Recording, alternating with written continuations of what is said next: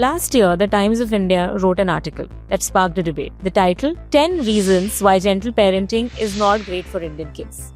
While the term gentle parenting was introduced about a decade ago by British author Sarah Ockwell-Smith, the idea has actually been around for ages. Think philosophies by Montessori or the 19th century German educator Friedrich Froebel that focuses on connection over control. But what is exactly gentle parenting? It's a style of upbringing that aims to build a strong relationship between parents and children, and it prioritizes mutual respect, empathy, understanding, and healthy boundaries. So does it really work in India? Parenting in India has largely been authoritative with great focus on discipline, obedience, and respect for elders. Many people even believe that gentle parenting doesn't prepare kids for the real Indian world or to fit into our extended family dynamics. But well, on the other hand, there's been a clear trend of young Indian parents embracing it. There are massive Facebook and WhatsApp groups dedicated to it. Many psychologists even argue that authoritarian parenting can do more harm than good. But,